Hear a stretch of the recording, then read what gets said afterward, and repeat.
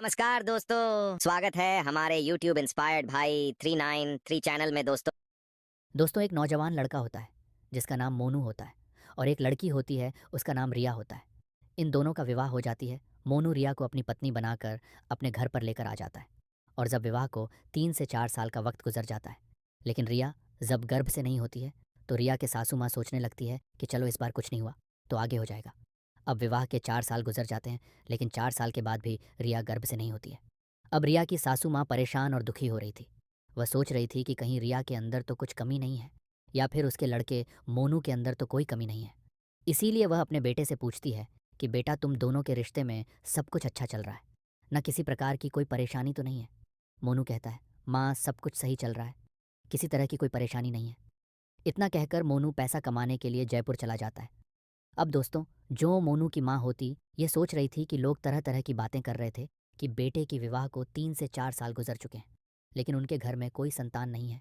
इस तरह की टेंशन को लेकर मोनू की माँ अपने पति के पास जाती है और पूरी घटना बताती है कि गांव के लोग तरह तरह की बातें कर रहे हैं कि बेटे का विवाह हो चुका लेकिन उनके घर में कोई संतान नहीं है।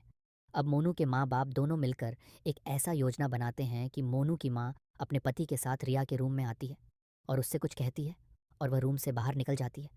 फिर थोड़ी देर के बाद रिया के ससुर अपने बहू रिया के साथ कुछ ऐसा करने लगते हैं जिसकी किसी ने कल्पना भी नहीं की थी।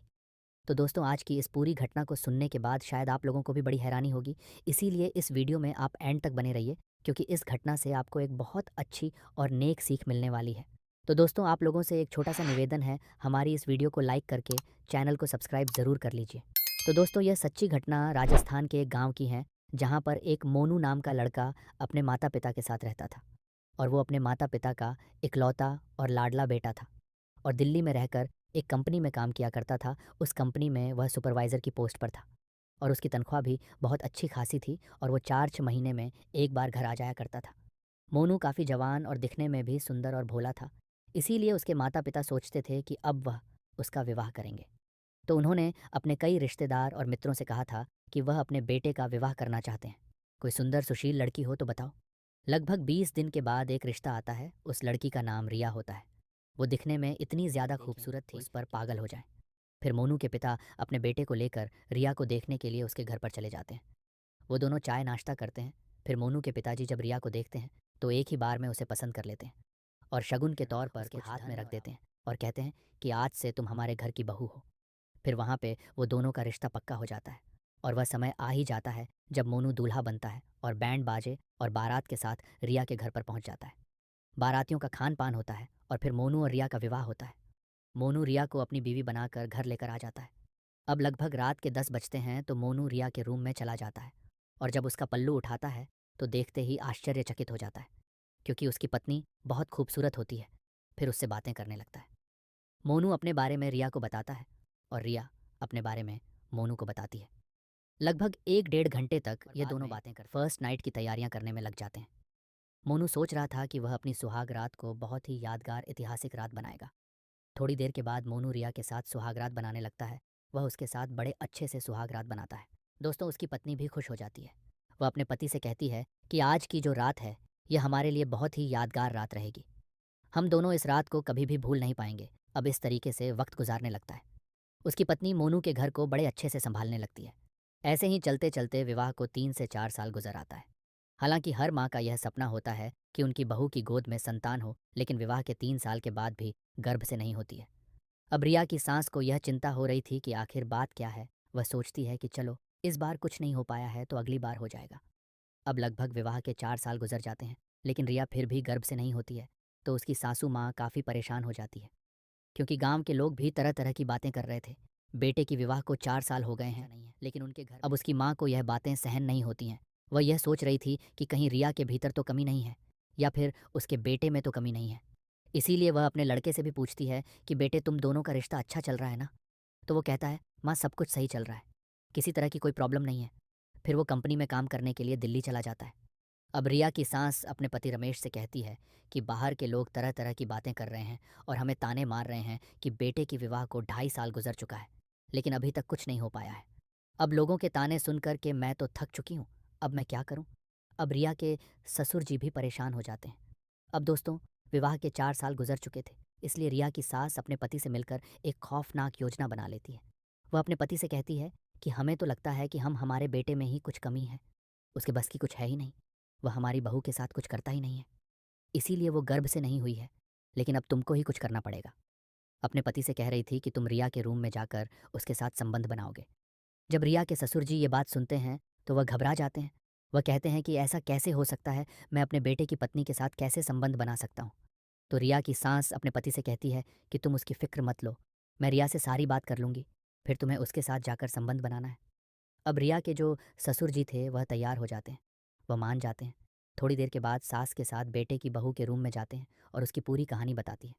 अपने बेटे की बहू को समझाती है और रिया को तैयार कर देती है। वह अपने पति से जाकर कहती है कि रिया तैयार है, किसी तरह की कोई प्रॉब्लम नहीं है।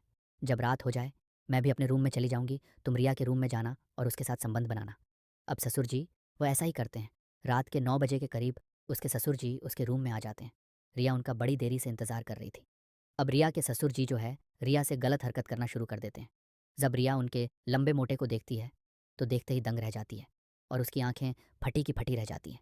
फिर उसके जो ससुर जी थे वह रिया को उठाते हैं और बेड पर उसके साथ बनाने लगते हैं। रिया कहती हैं कि आपके बेटे ने तो कभी इस तरीके से नहीं किया है, इसीलिए मैं गर्भ से नहीं हुई। लेकिन मुझे लगता है कि अब मैं गर्भ से हो जाऊंगी। इस तरीके से लगभग 2 घंटे तक ये दोनों संबंध बनाते हैं और जब थक जाते हैं तो वहीं पर सो जाते हैं। इस तरीके से लगभग 20 दिन गुजर जाते हैं। 20 दिन तक लगातार रिया के ससुर जी उसके रूम में आते और लगातार उसके साथ 2 महीना गुजर जाता है। 2 महीने के बाद जब रिया अपनी जांच करवाती है तो जांच में यह पता लगता है कि रिया गर्भ से हो गई है।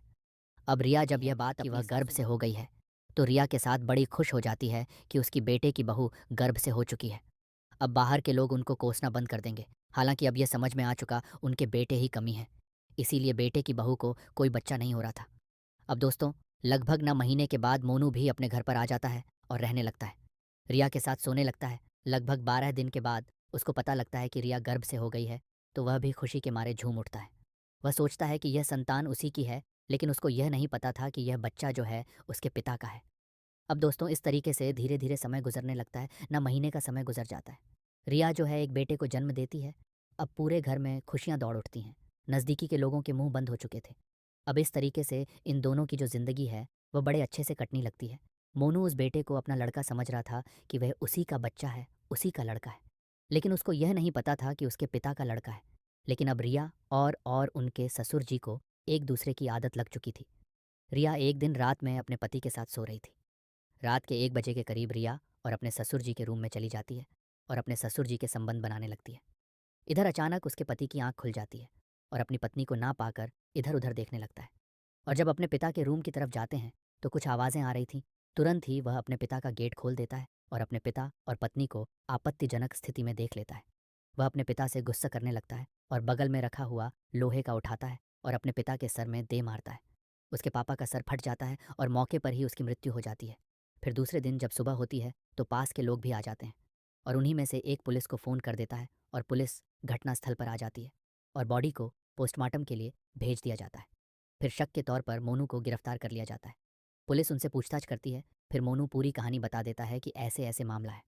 पुलिस जब उनकी यह कहानी सुनती है तो दंग रह जाती और उनके ऊपर एक केस बनाती है और उसको जज के सामने पेश किया जाता है और वहाँ से उनको सलाखों के पीछे भेज दिया जाता है। तो दोस्तों, इसीलिए कहा जाता है चाहे कुछ भी कर लो लेकिन गलत काम का गलत ही नतीजा निकलता है। दोस्तों, इस कहानी को सुनाने का मेरा मकसद आप लोगों को परेशान या दुखी करना या आपका दिल दुखाना नहीं है, बल्कि आपको जागरूक और सचेत करना है। तो दोस्तों, आप कमेंट में बताइए कि इसमें किसकी सबसे ज़्यादा गलती है। तब तक आप अपना और अपने परिवारजनों का ध्यान रखें। मिलते हैं नए टॉपिक के साथ।